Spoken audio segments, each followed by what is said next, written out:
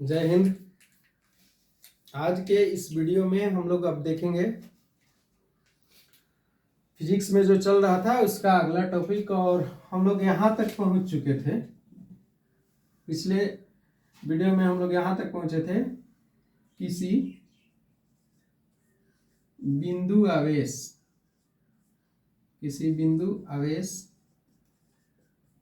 के कारण वैद्युत क्षेत्र की तीव्रता इसी पर हम लोग बात कर रहे थे। और हमारा जो फॉर्मूला आया था कि अगर कोई आवेश है यहाँ पर और इससे r दूरी पर पूछा जाए कि एक बिंदु P है और वहाँ पर E का मान कितना होगा, तो हम लोग यहाँ तक पहुँचे थे कि 1/4 पाई E0 और पहुँचे थे कि Q बटा में RQ और यहाँ पर पहुँचे थे वेक्टर R, ऐसे करके था। या इसको अब हम लोग देखते हैं, इसको ऐसे भी लिखा जा सकता है E बराबर 1/4 पाई E0। अब देखिए, हम ये फॉर्मूला जो सिद्ध किए थे वह हवा के लिए था, माने कि माध्यम जो था वह हवा था, उसमें आवेश को रखा गया था। हवा या निर्वात कहिए, तो हवा या निर्वात के लिए यहाँ जो K आता है उसका मान 1 रखे थे, लेकिन हवा नहीं रहेगा तो यहाँ पर K ही रहने देंगे, ठीक है। और यहाँ पर Q के जगह पर Q रहेगा।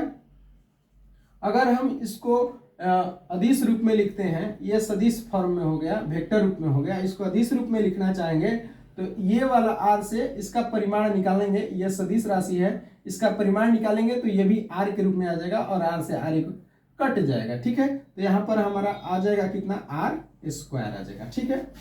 अगर हम लोग इसको देखते हैं तो पहुंचते हैं इसको देखने के बाद हम लोग E के बारे में बात करते हैं, ठीक है, कि किसी बिंदु आवेश के कारण वैद्युत क्षेत्र की तीव्रता का मान, यानी कि E का मान, वैद्युत क्षेत्र की तीव्रता का मान किस किस पर निर्भर करता है, किस किस पर वह निर्भर कर रहा है, उसको हम लोग देखते हैं। तो पहला बात है कि Q पर निर्भर कर रहा है, ठीक है, कि वैद्युत क्षेत्र की तीव्रता यहाँ पर निकालना है हम लोग को। तो यानी कि इस बिंदु पर किस किस, इसमें कौन कौन सा इसमें फैक्टर है जिस पर E का मान निर्भर कर रहा है। कौन सा ज्यादा होगा तो E का मान ज्यादा होगा, क्या कम होगा तो E का मान ज्यादा होगा, या कम होगा तो ज्यादा होगा, ऐसे करके है। तो हम लोग देखिए, सबसे पहले बात करेंगे कि ये हो गया वैद्युत क्षेत्र और ये हो गया आवेश। देख रहे हैं कि ये ऊपर है। अगर यहाँ पर आवेश का मान अगर हम लोग एक बार में 5 कूलम रखते हैं और एक बार में 10 कूलम रखते हैं, तो अगर कम है तो ये पूरा देखेंगे तो कम आएगा, और जब एक फैक्टर को देखते हैं तो बाकी फैक्टर को रेस्ट कर देते हैं। ये ऊपर है, हमको अभी 5 से गुना, बाकी ये अचर राशि कुछ ना कुछ होगा, 5 से गुना करना है, अब फिर 10 से गुना करेंगे। तो दोनों में ही पाएंगे कि जब राशि का मान बढ़ाएंगे तो ई का मान ज्यादा आएगा और कम रखेंगे तो कम आएगा। यानी कि ये हो गया समानुपाती, यानी एक चीज को बढ़ा रहे हैं तो दूसरा बढ़ेगा। तो ई का मान जो है वह अधिक होगा, कब, जब Q का मान अधिक होगा तब। तो इसको हम लोग कहते हैं समानुपाती, यानी कि E का मान आवेश के जो आवेश है उसके समानुपाती होता है, जो आवेश ला रहे हैं उसके समानुपाती होता है। यानी कि जितना आवेश का मान बढ़ाएंगे उतना ही वैद्युत क्षेत्र की तीव्रता अधिक होगी। दूसरा फैक्ट ये है कि इसमें आ रहा है K के लिए K का मान अलग अलग माध्यम के लिए अलग अलग होता है, अलग अलग माध्यम रहेगा तो अलग अलग। हवा या निर्वात के लिए बता चुके हैं पहले भी, हवा या निर्वात के लिए K का मान 1 रखते हैं।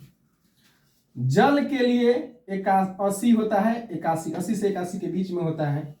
धातु के लिए बताया गया है अनंत होता है, और कोई पदार्थ रहता है तो उसका 1 से अधिक रहता है, माने जब भी होगा तो 1 से अधिक होगा। खाली हवा या निर्वात में क्या होगा, 1 होगा। देख लो यहाँ भी 80 81 1 से अधिक है, यहाँ अनंत है तो अधिक है, यहाँ 1 से अधिक होगा। तो यहाँ पर 1 से अधिक होगा, यानी हवा या किसी भी चीज को छोड़कर अगर बात करते हैं तो 1 से यहाँ पर अधिक रखेंगे। और आपको पता है कि जब ऊपर 10 हो और नीचे एक बार 2 से भाग देकर देखो, ऊपर 10 है एक बार 5 से भागा देकर देखो, पता चलेगा कि ये 5 आया और ये 2 आया। तो देख रहे हैं कि कम से भाग दे रहे थे तो ज्यादा आ रहा था, और ज्यादा से भाग देंगे तो कम आता है। इसका मान बढ़ा, 2 से 5 कर दिए तो जो 5 आ रहा था उसे अब की बार कम आ गए। यानी कि इसको कहते हैं व्युत्क्रमानुपाती। एक चीज को बढ़ाएंगे तो दूसरा घटेगा। तो ऐसा समझिए ना सीधा बात कि जो अंश होता है, अंश ऊपर और हर नीचे, अंश वाला समानुपाती होता है और नीचे वाला व्युत्क्रमानुपाती होता है। और ये वाला अचर राशि है, 4 पाई ई नॉट अचर राशि है। इसका मान भी बता चुके हैं, इसको कहते हैं एप्सिलॉन नॉट और इसका मान होता है 8.85 गुना 10 के पावर -12। जहां तक इसके सवाल है कि इसका मात्रक क्या होता है, तो इसका मात्रक होता है कूलम स्क्वायर प्रति न्यूटन मीटर स्क्वायर, इतना इसका मात्रक हो गया। तो ये वाला अचर सब अचर राशि और इसका बारे में बात हो गया कि के का मान अगर अधिक होगा तो ई का मान कम हो जाएगा, ई का मान क्या हो जाएगा, डिक्रीज कर जाएगा, और इसको कहते हैं व्युत्क्रमानुपाती। ठीक है, आगे तीसरा बात करते हैं आर। अगर जो है क्यू आवेश से इतना दूरी पर रखे हैं और ये वाला दूरी बढ़ा दिया जाए, अगर ये वाला कम दूरी पर है यानी कि नीचे है वो भी वर्ग है, तो कहने का मतलब है कि दूरी अगर बढ़ाते हैं, इस बिंदु को अगर 2 मीटर पर रखे हैं, अगर कह देंगे कि 4 मीटर पर रखेंगे, तो अब की बार जो वैद्युत क्षेत्र की तीव्रता है यहाँ पर रखे, इतना दूर पर रखने के बाद पूछा जाएगा तो घट जाएगा। ठीक है, वो भी स्क्वायर में घटेगा। तो यानी कि अगर हम लोग आर के मान को बढ़ाते हैं तो ई का मान क्या हो जाएगा, बढ़ जाएगा। और उल्टा पूछा जाएगा, या अगर आर के मान को कम करते हैं तो ई का मान क्या हो जाएगा, बढ़ जाएगा। ठीक है, ई का मान बढ़ जाएगा। और ये हो गया हमारा 3, यानी कि इतना पर निर्भर करता है, 1 2 3 फैक्ट पे निर्भर करता है। यही हो गया क्या चीज कि ई का मान किस पर निर्भर करता है, यानी किसी बिंदु आवेश के कारण वैद्युत क्षेत्र की तीव्रता का मान किस पर निर्भर करता है। तो बताएंगे कि आवेश पर निर्भर करता है, परावैद्युत नियतांक पर निर्भर करता है, और यहां तक कि उनके बीच की दूरी पर भी निर्भर करता है। और ये पता चल गया कि क्या होता है। ये जरूरी नहीं कि बढ़ेगा तो ही समानुपाती, नहीं, एक चीज को घटाएंगे और दूसरा वाला भी घटेगा तो वह भी क्या होगा, समानुपाती ही होगा। मतलब सेम होना चाहिए, घट रहा है तो घटना चाहिए। एक राशि को घटाए तो दूसरा घटेगा तो समानुपाती, एक राशि को बढ़ाया दूसरा भी बढ़ेगा तो ये भी समानुपाती। लेकिन उल्टा, एक को घटाएंगे तो दूसरा बढ़ेगा और दूसरा को घटाएंगे तो पहला घटेगा। तो कहने का मतलब उल्टा होगा तो व्युत्क्रमानुपाती और सीधा होगा तो समानुपाती। चलिए अब आगे बात करते हैं। अगला एक इंपॉर्टेंट टॉपिक है, उसको देखते हैं। इसको हटा देते हैं, इसको नोट कर लेना है।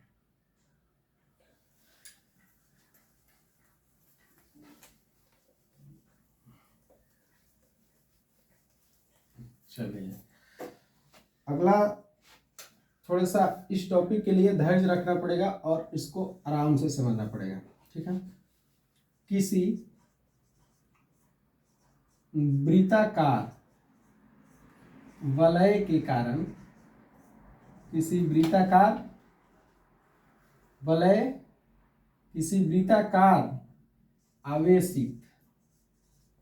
आवेशित वलय के कारण वैद्युत क्षेत्र की तीव्रता, फर्स्ट केस रहेगा इसमें, पहला, वलय के केंद्र से आर दूरी नहीं कर देते हैं, एक्स दूरी और, पहला कंडीशन ये हो गया। देखो सबसे पहले रिंग देखे होंगे, वलय रिंग एकदम गोल होता है ऐसे करके। ठीक है, तो ये अभी सामने स्पष्ट रूप से दिख रहा है कि ये वृत्त है। चूड़ी समझिए या हाथ में पहनने वाला कंगन समझिए, इस तरह का है।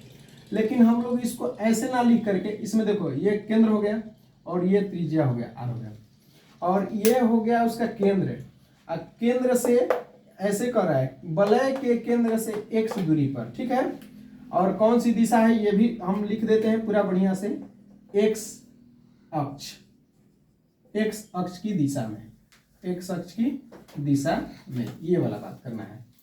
ये हो गया वृत्ताकार वलय, इस पर आवेश रहेगा। आवेश कौन सा हो सकता है, तो धनावेशित भी हो सकता है और ऋणावेशित भी हो सकता है।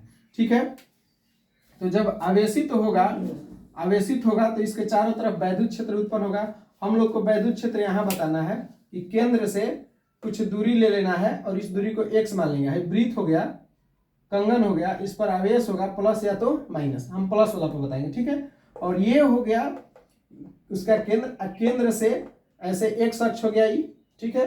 और इस पर x दूरी पर एक बिंदु यहाँ पर ले लेंगे और इसी बिंदु पर हमको बताना है कि ई का मान कितना होगा। वैद्युत क्षेत्र की तीव्रता कहने का मतलब ई का मान बताना है, ठीक है। तो इसको ध्यान से समझते हैं।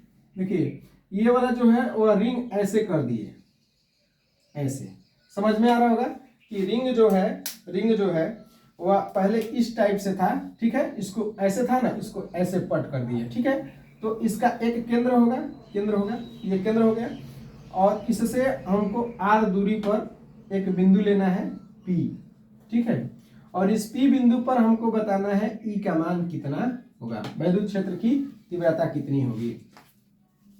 और मान लेते हैं कि ये x हो गया और ये जो वृत्त होगा ना, वृत्त ऐसे है तो इसका कुछ ना कुछ त्रिज्या होगा। तो ये वाला क्या हो गया, r इसका त्रिज्या, ठीक है। त्रिज्या सब समान होता है। तो इस पर कौन सा आवेश है चारों तरफ, इस पर आवेश जो है वह सब प्लस आवेश है, ठीक है। इस पर कौन सा आवेश है, प्लस आवेश है। और इस पूरे आवेश का इस रिंग पर पूरा आवेश जो है उसका परिमाण कितना है, तो मान लेते हैं कि टोटल जो आवेश है वह Q है, प्लस Q है, कुल आवेश इतना है, ठीक है। इस बिंदु पर हमको बताना है इससे r दूरी पर। देखिए आवेश एक केंद्र पर नहीं है कि सीधा ही से खींच लेंगे, आवेश उसके यहाँ पर है, सब आवेश यहाँ पर है, ठीक है। यहाँ पर इस तरीका से है। हमको यहाँ पर एक बिंदु लिए है, यहाँ पर एक बिंदु है और यहाँ से बताना है पूरा आवेश है। आवेश समान रूप से फैला रहेगा क्योंकि वृत्ताकार वलय है। तो यहाँ पर हम लोग को बताना है ई का मान। देखिए यहाँ पर आवेश जो है ऐसे करके था, तो सबको छोटा छोटा भाग में बांट देते हैं। सब छोटा छोटा आवेश को भाग में बांट देंगे तो इसको कहते हैं dq। तो इस सबको छोटा छोटा आवेश में बांट देंगे तो dq dq dq dq, सबको फिर जोड़ेंगे तो क्या आ जाएगा, q आ जाएगा। तो यहाँ से इतना दूरी पर, यानी कि ये वाला जो बिंदु लिए हैं, ध्यान से देखना है, एकदम ध्यान से समझना है, ठीक है। हम थोड़ा सा फास्ट बोल रहे हैं, हमको पता है, लेकिन आप लोग वीडियो को जो हम बोलने का स्पीड है वो आप कम करके भी देख सकते हैं, ठीक है। तो यहाँ से हो गया, यहाँ से एक बिंदु ऐसे आएगा, फिर यहाँ से ऐसे करके इस बिंदु पर। और सब जो बिंदु होगा, वृत्त जो होता है वह अनेक बिंदुओं से मिल करके बना होता है। तो इस पर भी जितना भी छोटा छोटा होगा सब बिंदु का काम करेगा, एक बिंदु आवेश का काम करेगा, क्योंकि चारों तरफ क्या है, आवेश फैला हुआ है। अब देखेंगे कि ये धन आवेश है और तो हम एक छोटा सा चार्ज यहाँ पर लाते हैं Q टेस्ट करने के लिए। अगर ये धन आवेश है, यहाँ पर छोटा सा लाएंगे तो इसे जो लाइन सीधा खींचे हैं उसी में ना जाएगा ये वाला। तो ये हो गया E की दिशा, ठीक है। और ये वाला हो गया x अक्ष। तो यहाँ पर तो कुछ कोण बन गया x अक्ष के साथ, क्या है कि हमको x अक्ष पे निकालना है, ठीक है। तो x अक्ष पे निकालना है, ये वाला बिंदु P है, यहाँ पर x E का मान निकालना है। तो देखो बताए होंगे हम पिछले क्लासों में बताए होंगे कि अगर ये एक सदिश राशि है और यहाँ पर थीटा कोण बन रहा है, तो जिस अक्ष के साथ थीटा कोण बनाता है राशि सदिश, उसके साथ होता है r cos थीटा, और जिसके साथ नहीं बनाता है कोण, वो हो जाता है r sin थीटा, ठीक है। तो यहाँ पर जो होगा ये वाला एक कंपोनेंट इधर आ जाएगा और एक कंपोनेंट इधर। तो x घटक जो होगा इधर वह हो जाएगा r cos थीटा, इधर क्या हो जाएगा r cos थीटा, और इधर क्या हो जाएगा r sin थीटा, दुग होगा। इसके लिए ये जा रहा था इधर, तो ये वैद्युत क्षेत्र की दिशा इस दिशा में जा रहा था थीटा कोण पे। तो x की दिशा में वैद्युत क्षेत्र की तीव्रता का मान कितना हो जाएगा, तो r cos थीटा, और y की दिशा में कितना हो जाएगा, तो r sin थीटा। ठीक है, जैसे ऊपर वाला बिंदु यहाँ पर लिए हैं, ठीक उसी प्रकार का एक बिंदु नीचे होगा, एकदम सामने सामने चारों तरफ बिंदु है। तो इस बिंदु के यहाँ से लिए हैं, तो यहाँ पर देख रहे हैं कि नीचे चल गया है, ऐसे है, हमको यहाँ पर ज्ञात करना है। यहाँ से लिए हैं तो इसका एक चल गया नीचे भाग और एक इधर चल गया है। फिर जैसे ही इसके ठीक नीचे वाला से लेते हैं तो एक यहाँ से जाएगा, विद्युत क्षेत्र इधर निकलेगा ऐसे करके, तो यहाँ पर निकालेंगे तो y घटक ऐसे हो जाएगा, x घटक ऐसे हो जाएगा। तो ठीक इसके विपरीत अगर लेते हैं यहाँ पर, तो यहाँ पर देखेंगे तो ई इधर जाएगा, ठीक जितना कोण ये बनाया है उतना ही कोण ये बनाएगा, क्योंकि ये केंद्र से दूरी सबका समान है। तो ये ई है, तो इधर अगर देखते हैं तो ये हो जाएगा थीटा हो गया, तो ये वाला हो गया, इधर हो जाएगा आर साइन थीटा, और इधर क्या हो जाएगा एक और आकर जुड़ जाएगा आर कॉस थीटा। तो कहने का मतलब है कि सामने वाला आमने सामने वाला जो दो गो बिंदु होगा इसके वजह से एक हो जाएगा प्लस वाई की दिशा में, एक हो जाएगा माइनस वाई की दिशा में, यानी कि जितना बल जितना वैद्युत क्षेत्र की दिशा नीचे होगा उतना ही ऊपर होगा। यहाँ हम आर लिख दे रहे हैं, यहाँ पर कितना लिखना होगा, ई लिखना होगा, क्योंकि आर के जगह पर ई है, तो इस सब के जगह पर ई हो जाएगा, ये ई हो गया। कहने का मतलब वैद्युत क्षेत्र की तीव्रता जितना माइनस में वाई की दिशा में नीचे है उतना ही ऊपर है, तो ये दोनों अपने आप को क्या कर लेगा, कैंसिल कर लेगा। ठीक इसी प्रकार से यहाँ वाला लेंगे तो एक देखते जाएंगे कि इधर एक को जुड़ते चला जाएगा, और जो वाई वाला होगा वो चारों तरफ कटते चला जाएगा। ये कहने का मतलब यहाँ है ना, ऐसे ये वाला हो गया, ये वाला हो गया बिंदु, और यहाँ पर देखेंगे तो एक ऐसे नीचे आया है, ये वाला बिंदु लिए हैं इधर वाला, तो नीचे आया है, और जब नीचे वाला लेंगे तो ऊपर ही आएगा, और दोनों बल सेम होगा, दोनों एक दूसरे को कैंसिल कर लेगा। ठीक उसी प्रकार से यहाँ वाला लेंगे तो ऐसे करके आएगा, ऐसे यहाँ वाला लेंगे तो एक्स की दिशा में एगो जुट जाएगा ऐसे, और फिर एगो ऐसे करके आएगा ऐसे, और फिर यहाँ वाला लेंगे तो पीछे चला जाएगा ऐसे, तो फिर एक दूसरे को कैंसिल कर लेगा। तो कहने का मतलब है कि जितना वृत्त पर बिंदु है उस सब एक को इधर ऐड होते चला जाएगा। ठीक है, हमको तो पता नहीं है कि इस पर कितना बिंदु है वृत्त में, कहेंगे कि सर छोटा बनाएंगे तो 4-5 हो जाएगा, अब बड़ा बना देंगे तो बहुत हो जाएगा, अनगिनत है, इसमें कह नहीं रहा है कि बड़ा है कि छोटा है, बस उसकी त्रिज्या आर दिया है। तो कहने का मतलब है कि जितना अपोजिट वाला हो जाएगा ये सब कैंसिल होता चला जाएगा, और ये वाला थीटा है तो ये भी क्या हो जाएगा, थीटा हो जाएगा। आप देखेंगे यहाँ पर तो एक त्रिभुज बना हुआ है ऐसे करके, ठीक है, और ये वाला हो गया आर और ये वाला हो गया एक्स, तो हम लोग निकाल सकते हैं 90 डिग्री है क्योंकि यहाँ पर केंद्र पर है, और यहाँ पर देखेंगे तो थीटा हम लोग पाइथागोरस प्रमेय से निकाल सकते हैं कि कर्ण का मान, इसको मान लेते हैं कि वाई है, तो इसका मान वाई का निकालेंगे, यहाँ से लेकर यहाँ तक दूरी जो है वो वाई है, तो निकाल सकते हैं कितना आ जाएगा, √r² प्लस x²। ठीक है, और यहाँ पर देखेंगे तो इसको ऐसे भी लिख सकते हैं, पता है कि रूट का मतलब होता है पावर 1/2, तो r² प्लस x² के पावर कितना हो जाएगा, 1/2 हो जाएगा। ये वाला बात यहाँ तक। अब फिर एक चीज बताया है कि इस वलय के कारण जो वैद्युत क्षेत्र की तीव्रता यहाँ पर हो रहा है वह केवल x दिशा में हो रहा है, बाकी सब कैंसिल है। ठीक है, तो हमको छोटा छोटा चीज को ऐड देख रहे हैं कि एक दिशा में ऐड हो रहा है, तो उसके लिए समाकलन करना पड़ता है। यानी यहाँ पर देखेंगे कि ई का मान कितना हो जाएगा, तो समाकलन हमको करना पड़ेगा कहाँ से कहाँ तक, समाकलन किसका करना है, तो डीई का करना है। किसका करना है, डीई का करना है। अभी कहेंगे कि डीई कहाँ से आ गया, तो हम पहले बताए हैं कि यहाँ पर सब वृत्त में जितना भी छोटा छोटा बिंदु है वह एक डीई का काम करेगा। डीई मतलब यहाँ पर आवेश जो है वो डी क्यू होगा, इसके वजह से जो वैद्युत क्षेत्र उत्पन्न होगा वह डीई के रूप में होगा, तो यहाँ डीई हो जाएगा, और यहाँ पर भी डीई हो जाएगा, और यहाँ पर भी डीई, और यहाँ पर डी। छोटा आवेश रहेगा तो छोटा वैद्युत क्षेत्र उत्पन्न होगा, और बड़ा आवेश रहेगा तो बड़ा वैद्युत क्षेत्र उत्पन्न होगा। ये सब छोटा छोटा वैद्युत क्षेत्र मिल करके ई बन जाएगा, और ये देखो ये है समाकलन का चिन्ह। ठीक है, समाकलन का मतलब होता है एक जैसा छोटा छोटा वस्तु, छोटा छोटा राशि को जोड़ना, क्वांटिटी को जोड़ना। ठीक है, तो ये हो गया डीई, और इसके साथ में क्या था, डीई cos थीटा। तो कहेंगे कि इधर तो डीई cos थीटा बहुत ही आया है, बहुत नहीं लिखेंगे, कहने का मतलब है कि यही वाला बार बार रिपीट हो रहा है, तो उसके लिए समाकलन। किसके वजह से यहाँ पर आएगा इतना, तो ये वृत्त के वजह से। अब वृत्त का हम लोग को लंबाई पता है कितना होता है, वृत्त के परिधि का लंबाई कितना होता है, एक बार चक्कर लगाएंगे तो कितना लंबाई घूम जाएंगे, तो बताएंगे कि 0 से लेकर के 2πr तक, यानी कि वृत्त की परिधि का मान होता है 2πr। अगर हम त्रिज्या स्मॉल लिए हैं तो यहाँ पर भी हमको त्रिज्या क्या लेना पड़ेगा, स्मॉल लेना पड़ेगा। ठीक है, अब यहाँ पर देखेंगे कि डीई, अब देखो यहाँ पर है, यहाँ पर आवेश जो है वह है डी क्यू, छोटका आवेश, और यहाँ पर है यहाँ से लेकर यहाँ तक आर दूरी है, सॉरी वाई दूरी माने थे, इसको वाई माने थे, और यहाँ वाला जो है एक बिंदु, ये बिंदु पी था, और इस पी बिंदु पर हमको निकालना है ई का मान निकालना है।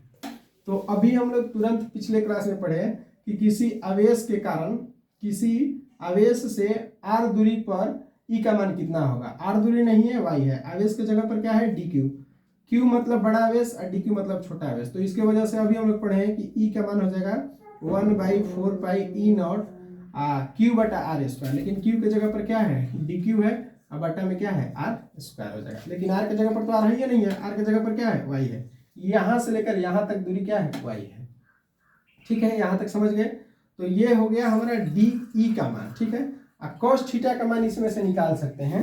इस त्रिभुज में कॉस थीटा, यहाँ थीटा है ना, तो कॉस थीटा बराबर क्या होता है, आधार बटा कर्ण। ये हो गया आधार और ये वाला हो गया कर्ण। यहाँ पर देखेंगे तो कॉस थीटा बराबर आधार बटा कर्ण। आधार का मान x हो गया और कर्ण का मान कितना था, y था। अभी y रखते हैं। ठीक है, तो यहाँ पर हो जाएगा इतना। तो अब लिख सकते हैं ई बराबर 0 से 2 पाई आर। ठीक है, और ये हो गया डी के जगह पर हम लोग इतना लिखेंगे 1/4 पाई ई नॉट और डी क्यू बटा में वाई स्क्वायर। ठीक है, कॉस थीटा का मान कितना है, तो कॉस थीटा का मान है x बटा वाई। एक्स बटा क्या है, वाई। ठीक है, अब इसमें से हमको देखना है कि कौन कौन अचर राशि है। तो ये अचर राशि है, वाई स्क्वायर जो है ये दिया रहेगा, तो 2 आई कितना हो गया, 3 हो गया। और ये क्या है, डी क्यू है। यानी कि हम लोग एक अवकलन बना रहे हैं, चाहे समाकलन बना रहे हैं, उसमें dx आता है। dx को छोड़ करके 11 क्लास में पढ़े होंगे, dx को छोड़ करके बाकी जो बचता है, अगर x उसमें नहीं है तो सब अचर राशि है। तो यहाँ पर हम लोग dx नहीं है, dx के जगह पर क्या है, dq है। dq को छोड़ करके बाकी सब अचर राशि हो गया। तो यहाँ पर हो जाएगा ई बराबर आ जाएगा 1/4 पाई ई नॉट और वाई स्क्वायर है, एगो वाई क्या हो गया, वाई क्यूब हो गया। और यहाँ पर हो गया 0 से लेके 2 पाई आर तक, और ये क्या हो गया, डी क्यू हो गया। और एक हमारे यहाँ x यहाँ पर भी है, तो x के जगह पर x लिख देंगे, गुना x हो गया। तो ई बराबर, एक मिनट इसको हटा देते हैं तो दिक्कत हो रहा है। ठीक, लोड बड़ा लगवाएंगे तुरंत, क्या करें। देखो ई बराबर यहाँ से देखेंगे तो डी क्यू जो है, डी क्यू इस सब छोटा छोटा को जोड़ेंगे। समाकलन का मतलब होता है 0 से 2 पाई आर तक सबको जोड़ते जाएंगे तो क्या बन जाएगा, तो ये वाला हो जाएगा 1/4 पाई ई नॉट, और ये ऊपर हो गया, ये हो गया है सब डी क्यू। समाकलन का मतलब जितना छोटा छोटा डी क्यू था जो ऐसे करके था, प्लस सबको जोड़ करके कितना माने थे, याद आ रहा होगा, सबको जोड़कर माने थे क्यू। जो सबसे छोटा छोटा भाग में बोले थे इसको बोले थे डी क्यू। डी क्यू की वजह से कितना वैद्युत क्षेत्र उत्पन्न हो रहा था, तो इतना। और इस डी क्यू सबको छोटा छोटा को जोड़ते जाएंगे तो फिर बड़ा ना बन जाएगा, तो डी क्यू के जगह पर हम लोग लिख सकते हैं और ये वाला हट जाएगा, तो ये हो जाएगा क्यू। अब पहले से x है, ये वाला x बाहर आ गया है तो क्या हो गया, क्यू एक्स। और नीचे क्या हो गया, वाई क्यू हो गया। अभी हम लोग देखते हैं यहाँ, अब हम लोग देखते हैं यहाँ पर, तो यहाँ पर ई बराबर कितना हो गया, ई बराबर आ गया 1/4 पाई ई नॉट। ठीक है, क्यू हो गया, एक्स हो गया। वाई के जगह पर कितना था, तो वाई बराबर हम ऐसे करके बताए थे, ये है आर लिए थे, और ये था अगर एक्स तो इसको वाई माने थे, और ये थीटा था, तो वाई बराबर आया था √r² जोड़ एक्स स्क्वायर। तो ये यहाँ पर आ जाएगा r² जोड़ एक्स स्क्वायर के पावर कितना है, 3। एक मिनट, ये रूट में ऐसे करके ये क्या हो गया, क्यू। तो अब इसको लिख सकते हैं, तो ई बराबर इतना आ जाएगा 1/4 पाई ई नॉट क्यू एक्स, अब बट्टा में कितना हो जाएगा, r² जोड़ एक्स स्क्वायर, इसका पावर 1/2, गुना करेंगे तो हो जाएगा 3/2। तो ये हो गया किसी वलय से x जिसकी त्रिज्या r है, उससे x दूरी पर एक बिंदु P है, उस पर E का मान कितना होगा, तो इतना होगा। पूछेगा दूसरा केस कि केंद्र पर कितना होगा, केंद्र पर E का मान कितना होगा। तो केंद्र कहने का मतलब इस बिंदु को धीरे धीरे सटा करके इधर ला देंगे तो ये P बिंदु जो है केंद्र पर आ जाएगा। इसका मतलब हमको बताना कि केंद्र पर ये वलय है, इस पर आवेश है। ठीक है, और इस पर पूछेंगे कि बताओ कि केंद्र पर ई का मान कितना होगा, तो केंद्र के लिए x का मान क्या हो जाएगा, 0। और 0 रख देंगे ऊपर और किसी भी संख्या से गुना कराएंगे तो क्या हो जाएगा 0। यहाँ पर कितना हो जाएगा 0 हो जाएगा, ई का मान 0 हो जाएगा। ठीक है, ये वाला एक लंबा टॉपिक था। आई होप कि आपको समझ में आ गया होगा। अगर नहीं आ रहा है तो बार बार वीडियो देखेंगे, थोड़ा सा जो गति है, जो स्पीड है, बोलने का स्पीड जो है उसको कम कर लेंगे और इसको एक दो बार लिखेंगे, एक दो बार लिखेंगे और एक दो बार हो सकता है कि देखना भी पड़े वीडियो, तो उसको देखेंगे तो बिल्कुल समझ में आ जाएगा। और ये वाला समझना भी आपके लिए जरूरी है। तो ठीक है, मिलते हैं अगले वीडियो में, तब तक के लिए धन्यवाद, जय हिंद।